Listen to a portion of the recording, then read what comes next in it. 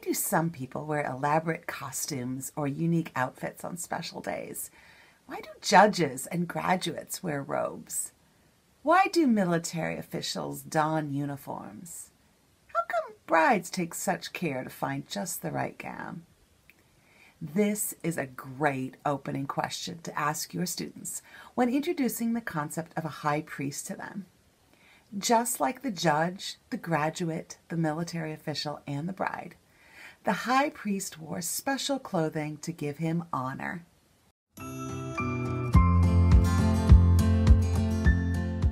We are going to spend most of our time together describing the purpose of each layer of the high priest clothing and some inexpensive ways to make your own set for your students. But before we do that, there are a few important distinctions that we must make for our students. Descendants of the tribe of Levi were eligible to serve as priests. In order to be a high priest, they also had to be from the tribe of Levi, but more specifically, a descendant of Aaron, the first high priest. The difference is this: the priests took care of the tabernacle and assisted the people as they brought offerings to the Lord. But the role of the high priest was much different. He had the high responsibility of acting as a go-between, an intermediary, between the people and God himself. And this is one important reason he wore distinctive clothing. It is also important to distinguish for your students the difference between a high priest that served God in the tabernacle and a Catholic priest. Students are probably most familiar with the latter, and this is the memory they might call up in their head. Kids love to dress up. Engage them by explaining each layer, putting them on as many students as possible. The first layer of the high priest's outfit was a linen tunic, white, and we're told that it has long sleeves, maybe something like this, a very simple piece of basically underwear. Now, the way I made this one was I just found a baptism robe. And what I did was cut a slit down the back of the robe, I hemmed it, and I added thin ribbon so that you can tie it easily onto the back of your students. The robe of the ephod was blue and sleeveless, and it was a fairly basic piece of clothing until you get to the hem. There were 3 items along the hem of the robe of the ephod. And the first item was a bell. And a bell was important because as the high priest walked, you could hear him as he was serving God in the tabernacle. And people knew, frankly, that he was still alive. The second item on the bottom of the robe was a pomegranate. And the Bible doesn't tell us exactly why a pomegranate, but one theory is that the pomegranate was actually the fruit that Adam and Eve bit into in the Garden of Eden.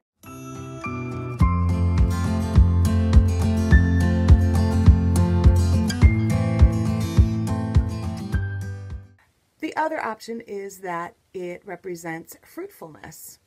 The third item on the bottom of the hem were tassels, and they were red and blue and purple. And in the Bible, tassels always seem to represent remembrance.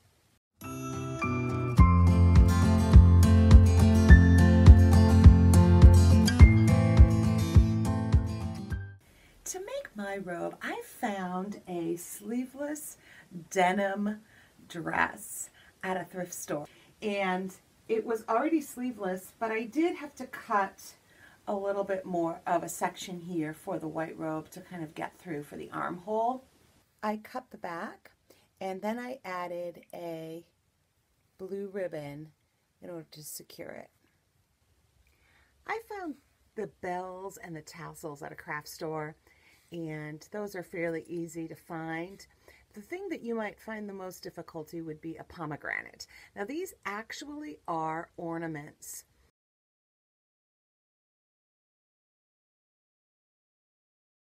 The ephod is a woven fabric of red, blue, and purple. It also had a matching sash. On the shoulders were placed onyx remembrance stones. Now I purchased these stones. They have the names of the 12 tribes, 6 on each stone for each shoulder. But certainly any stone would do. You could just glue them on or attach them with a piece of cording. I made my ephod out of 2 matching rugs. So this front is one rug and the back of the ephod is another rug. And what I did was I cut out a neck and I sewed it to make a hem so that it wouldn't fray. And then I sewed the 2 rugs together at the shoulders. Now, to make a sash, what I did was I cut a length from each side of the robe, and then I sewed them together. And it makes a great sash. It's a great length. And it pulls it all together. The breastplate is an impressive piece of hardware. It contains 12 stones, 1 for each tribe of Israel. It has a gold chain, and it's worn around the neck of the high priest. But what's really interesting about the breastplate is that it has a secret compartment, a pocket of sorts, right here. And that is where there is hidden 2 special stones. And these 2 stones were the Urim and the Thummim. Urim means light. Thummim probably means darkness. And these stones were kept in the special pouch behind the breastplate. And they were decision-making stones. So if an important decision needed to be made, the Israelites would come to the high priest, and the high priest would reach inside and choose one. The light color probably meaning yes, and the dark color probably meaning no. I purchased this breastplate, and I can put the link for you in the comment section. However, if you want to make your own, I'm going to show you 1 or 2 alternatives in a bit. If you do end up using a heavy breastplate for your high priest, make sure that you put a button on the back of your ephod to hold the chain. Otherwise, it gets really heavy on the neck of students. The last piece of the high priest outfit was a turban. And a turban was made of white linen, and on the front there was an emblem that said, "Holy to the Lord," which means that the high priest was set apart for service.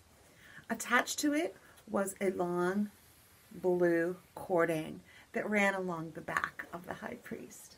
As you go about to make your own turban, you need a solid base. For instance, this military hat, camouflage hat, I'm sure that you could find at almost any dollar store.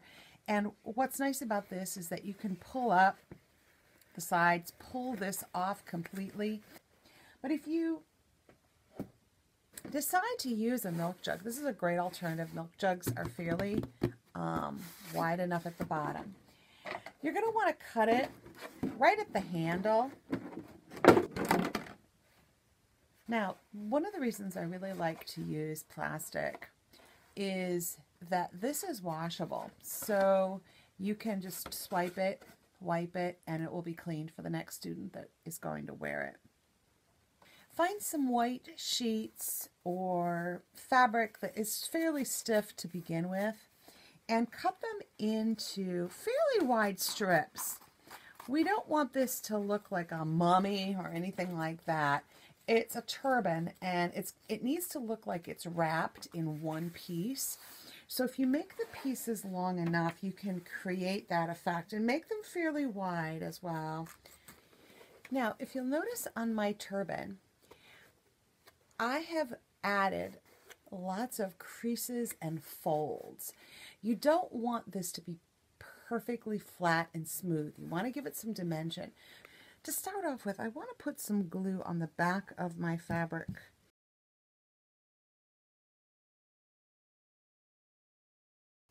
I like to start along an edge and wind it, but then end up at the top. Put some creases and folds into it.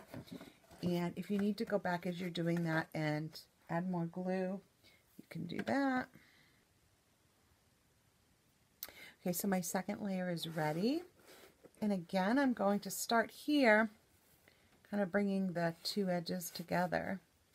And I'm going to wrap it, and I'm also going to bring it along the top.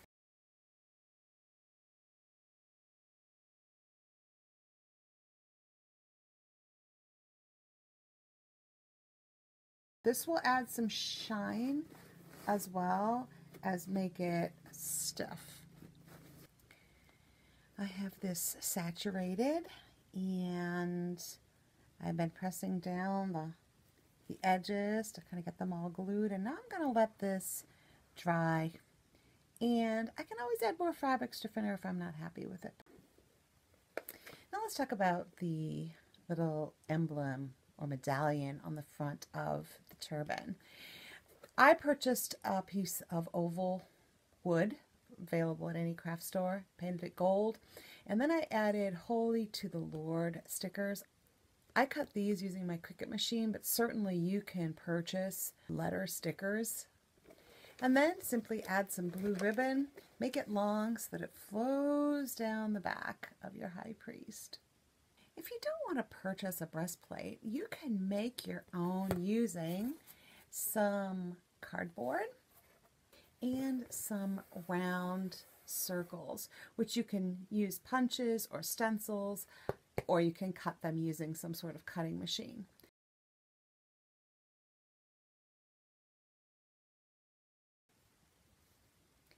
Your students might enjoy researching the colors on the high priest breastplate.